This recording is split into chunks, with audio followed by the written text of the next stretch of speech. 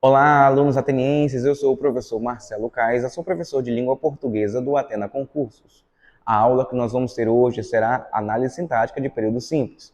Nós vamos começar com os termos das orações, sendo mais específico, os termos essenciais. Mas antes disso, não se esqueça de curtir esse vídeo, se inscrever no canal, comentar o que você achou, se você aprendeu, compartilhar para as outras pessoas e não se esqueça de ativar o sininho de notificação. É muito importante para você ter as novidades do nosso canal.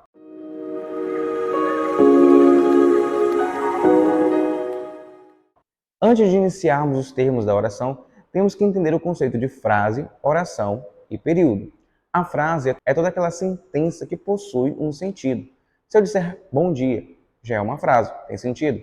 Se eu disser olá, é uma frase porque tem sentido. Ou bom dia, já é uma frase.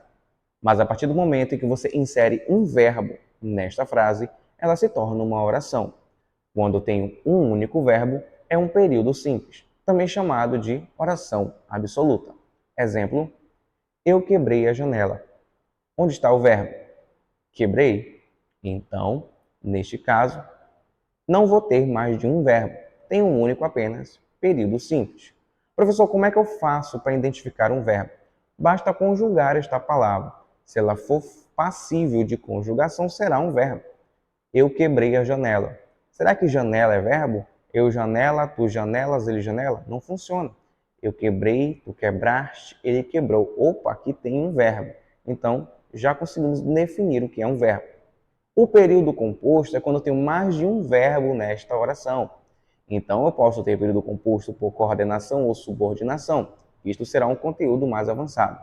Mas, se eu tenho mais de um verbo dentro dessa oração, será o meu período composto.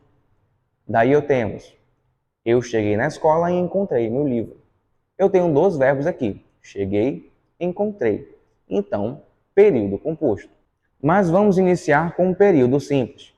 Para podermos fazer análise de período simples, nós temos que encontrar, primeiramente, é primordial isso, encontrar o verbo. Então, eu vou dar um exemplo. O João abriu a porta. Onde está o verbo? Lembra que eu ensinei agora há pouco como conseguir encontrar um verbo? Abriu. Então, para começarmos a nossa análise, já encontramos o verbo. Depois você precisa encontrar o sujeito. Você encontra o sujeito a partir do verbo. Você deve perguntar: quem abriu? Quem abriu? O João. Então, o João é o meu sujeito. Mas o que é um sujeito? O sujeito é o termo que faz a ação e também recebe a ação. É aquele termo qual o verbo declara alguma coisa. Mas sendo o mais sintático possível, o sujeito é o termo que concorda com o verbo. Ou seja, se o verbo está no plural, sujeito no plural. Se o verbo está no singular, sujeito no singular. Não posso ter mudanças quanto a isso. Vamos supor que caiu uma questão e o verbo está no singular e ele está sublinhado um termo no plural. Com certeza esse não vai ser o meu sujeito. Então vamos lá. Agora que eu sei o que é um sujeito, eu preciso entender as classificações desse sujeito. Terei sujeito simples, sujeito composto, sujeito indeterminado, sujeito oculto e o sujeito inexistente. O sujeito simples é quando eu tenho um único núcleo. O núcleo, ele será um nome.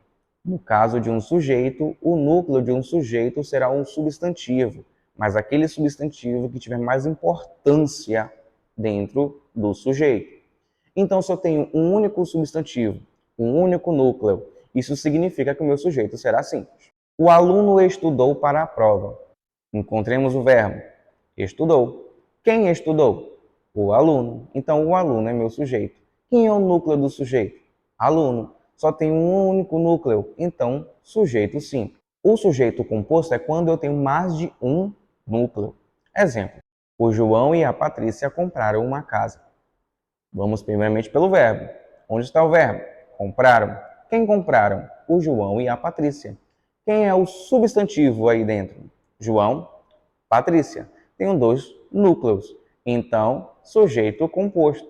A banana, a maçã e a pera foram colocadas na salada de frutas. Onde está o verbo? Foram colocadas. E quem foram colocadas? Banana, maçã, pera. Tenho três núcleos, sujeito composto. O sujeito indeterminado ele possui duas características, duas regras. A primeira regra, eu tenho que ter um verbo na terceira pessoa do plural. Vamos ver o exemplo. Descobriram novas doenças. Onde está o verbo? Descobriram. O verbo está na terceira pessoa do plural. Eles descobriram, mas o eles não está incluso na oração. Então fica descobriram. Quem descobriram? Não sei, é indeterminado. Então, neste caso, eu vou ter que marcar como um sujeito indeterminado. Abriram a porta. Quem abriram? Não sei, indeterminado. O verbo está na terceira pessoa do plural. Então, tem que marcar como um sujeito indeterminado. A segunda regra é quando eu tiver a terceira pessoa do singular mais si. Quem é a terceira pessoa do singular? Ele ou ela. Então, vamos ver o exemplo. Precisa-se de funcionários. O verbo está na terceira pessoa do singular. Ele precisa, só que o ele não está incluso na oração. E depois eu tenho a palavra se. Então, precisa-se de funcionários, sujeito indeterminado. Necessita-se de boas notas. O verbo está na terceira pessoa do singular. E depois eu tenho um termo se. Então, sujeito indeterminado. O próximo conceito é o sujeito oculto. O sujeito oculto é quando o meu verbo me indica que o sujeito está ali, só que ele não está escrito, não está materialmente expresso. Então, vamos ver o exemplo. Comprei uma bolsa. Cadê o verbo? Comprei. Mas quem comprei? Eu sei que sou eu, mas não está escrito. Porém, eu sei que sou eu que comprei. Então, sujeito oculto. Olhamos para longe. Onde está o verbo? Olhamos. Mas olhamos para onde? Quem olhamos? Nós. Por isso, agora eu vou ter um sujeito oculto.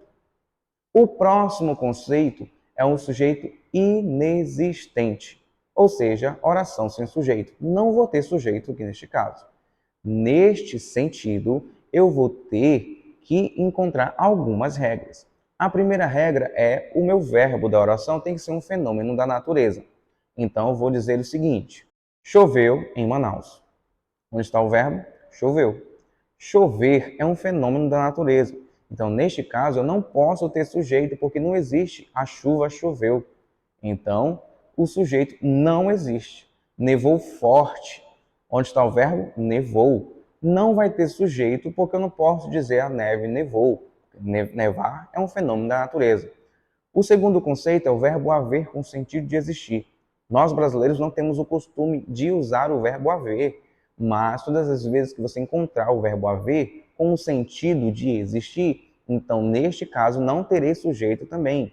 Ou se eu tiver o verbo haver com sentido de tempo transcorrido. Vamos ver o exemplo.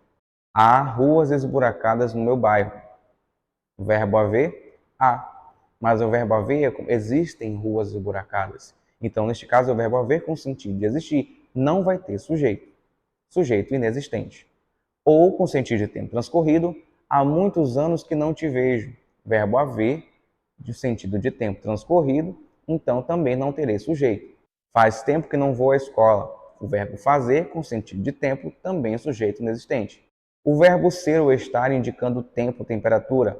Está quente. Hoje é 21 de abril. Também vou ter sujeito inexistente.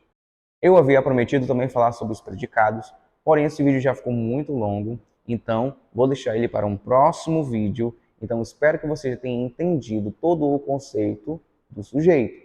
Do sujeito, para encontrar o sujeito, primeiramente eu tenho que procurar o verbo na oração. Depois eu vejo através do verbo quem é o meu sujeito. Se ele será simples, composto, oculto, indeterminado ou sujeito inexistente. Eu sou o professor Marcelo Caiza, sou professor de língua portuguesa do Atena Concursos.